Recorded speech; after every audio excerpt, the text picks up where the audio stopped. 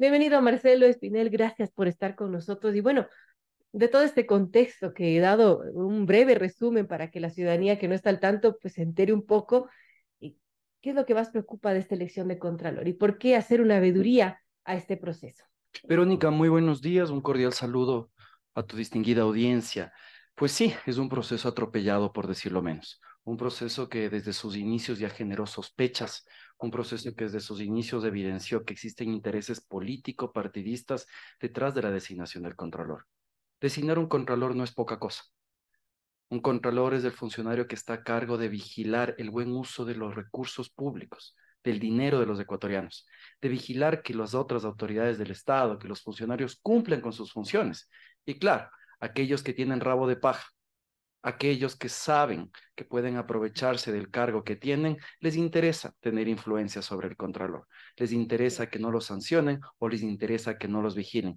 Y ahí está la razón por la cual desde agosto del 2021 que se convocó este concurso hasta el día de hoy, no podemos tener un contralor.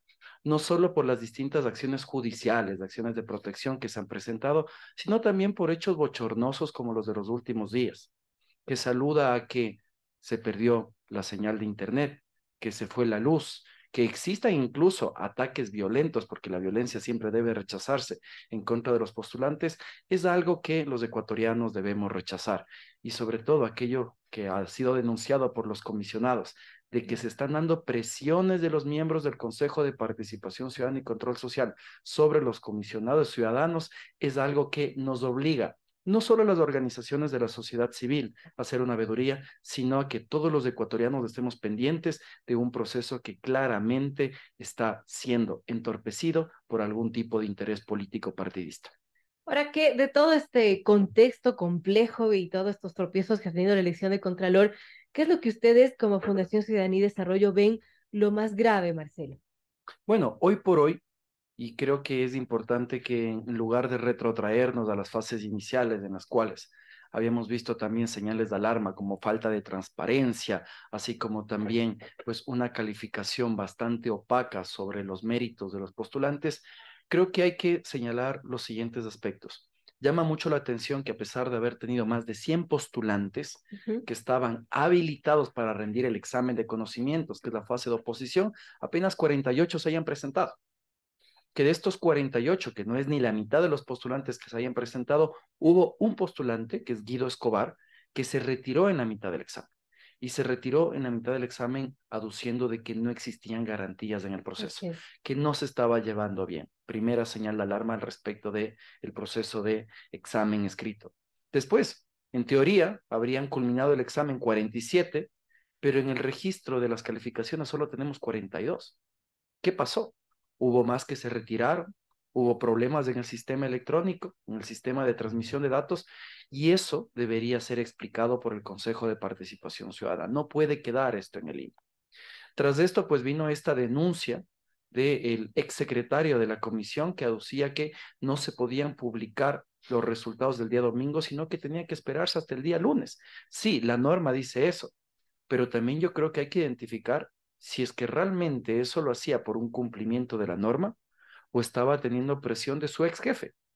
Y con su ex jefe me refiero al presidente del Consejo de Participación Ciudadana y Control Social. A la larga, Toral fue asesor del presidente del Consejo de Participación Ciudadana y Control Social antes de ejercer el cargo de secretario de la Comisión Ciudadana de Selección del Contralor General del Estado.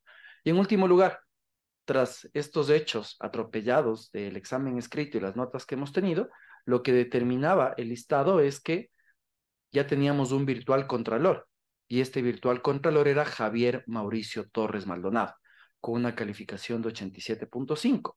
Y ahora lo que llama la atención es que en segundo lugar tenemos a Cristian Humberto León Ortiz, un joven de 29 años que ha aducido que tiene 15 años de experiencia profesional. Y esto ¿Cómo sin consiguió duda esa que llama la experiencia? atención, por supuesto. Yo sí quisiera saber, con mucho respeto a Cristian León, que no tengo el agrado de conocerlo, ¿cómo puedes tú tener experiencia profesional desde los 14 años?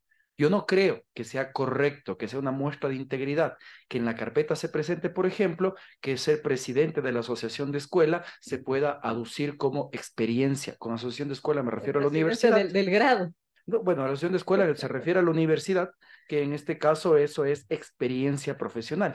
Por favor, no estamos escogiendo a un cargo sin importancia, se está escogiendo al Contralor General del Estado.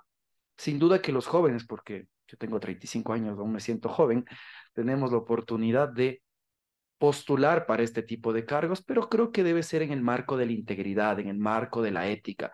Así que ahora se está escuchando que Javier Mauricio Torres Maldonado ha presentado una impugnación, perdón, ha presentado una solicitud de recalificación de sus méritos, pero también lo habría hecho Cristian Humberto León Ortiz, este joven que aduce tener estos 15 años de experiencia. Así que creo que es importante que al menos en estos días pongamos nuestros ojos en la institución al respecto de cómo van a proceder con esta recalificación de méritos, esta recalificación también del examen escrito, de cara a que no nos cambien las notas en la mitad de la noche. Si este señor Torres Maldonado es el mejor puntuado, pues que se ratifique su designación como contralor, o si no, que incluso yo creo que no es descabellado este proceso simplemente sea vuelto a cero.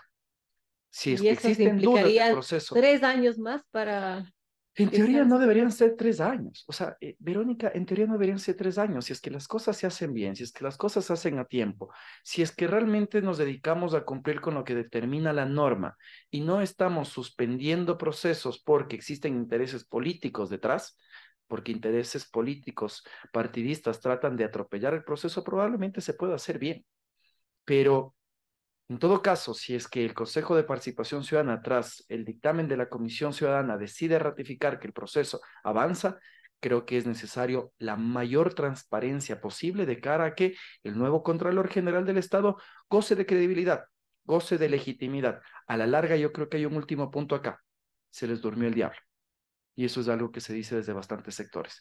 Existen a la larga dos postulantes que eran muy vinculados con el correísmo, Falcón y Puig, así como también la postulante, se me ve en este momento el nombre, El lo apellido tengo acá, Vivanco, me parece. exactamente, Alejandra Patricia Vivanco, que era parte del equipo del ex contralor perseguido por corrupción, en este caso Polit, sentenciado por corrupción, en este caso Carlos Polit, y que ellos, al parecer, no les fue también el examen. Vivanco está en tercer lugar, sin duda que sí. Juan Falcón Puig está mucho más abajo. Y estos procesos de recalificación, así como también de presión, cuidado y tengan por objeto lograr que uno de estos dos llegue a la Contraloría General del Estado.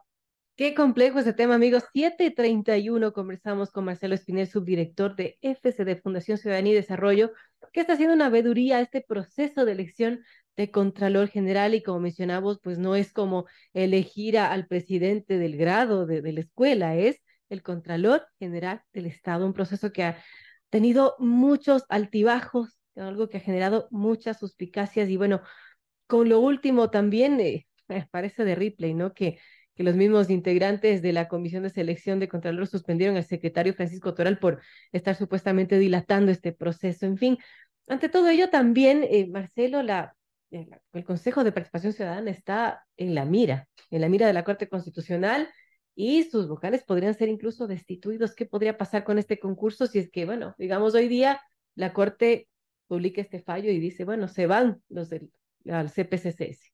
Yo creo que venimos en un proceso de desinstitucionalización, de deterioro de las instituciones que ha sido programático, ¿no? No es algo que se ha dado en las últimas semanas.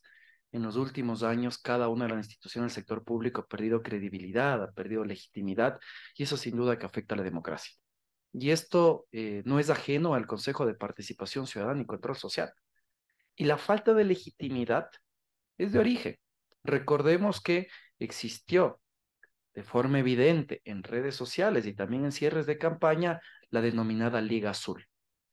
Un candidato, o más bien una serie de candidatos al Consejo de Participación Ciudadana y Control Social, apoyados por un partido político, apoyados por un expresidente de la República, y eso es contrario a lo que determina el Código de la Democracia.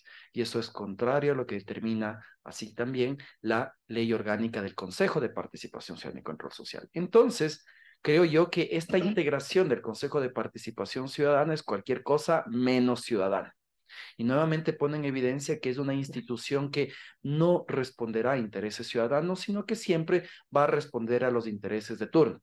Como hemos mencionado en muchas ocasiones desde Fundación Ciudadanía y Desarrollo, el Consejo de Participación Ciudadana sirve para designar autoridades que sean amigas de los unos y enemigas de los otros. Esto siempre que exista un cambio de gobierno o un cambio de miembros del Consejo. Dicho esto, creo yo que también está generando mucha inseguridad jurídica la Corte Constitucional.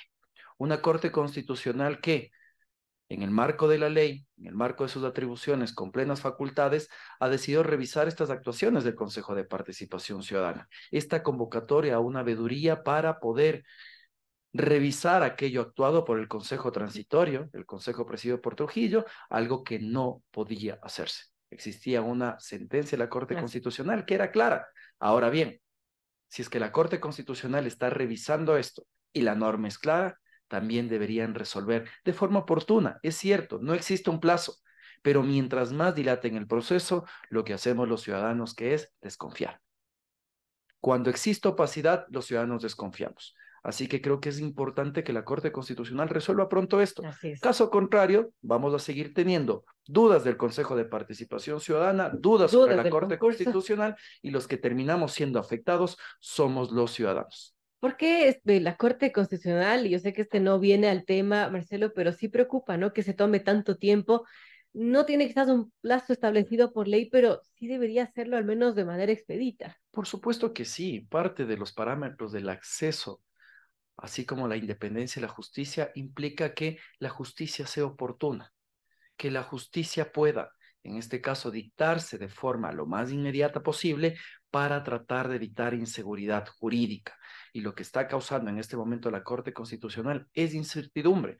Ya lo dijo el expresidente de la Corte Constitucional, que la actuación de la Corte no está siendo beneficiosa para los intereses de los ecuatorianos. Esperemos que se resuelva pronto y esperemos, ojo con esto, que la Corte Constitucional no esté esperando que se resuelva el tema de la designación de Contralor o incluso las elecciones presidenciales del próximo 15 de octubre. No podemos tener instituciones que en este caso deberían estar ajenas a la política actuando con base en la política. Y a esto me refiero con la Corte Constitucional y el Consejo de Participación Ciudadana y Control Social. Los intereses político-partidistas no deberían influir en las decisiones de estas instituciones. Sí, son temas complejos que afectan a la institucionalidad de nuestro país, amigos.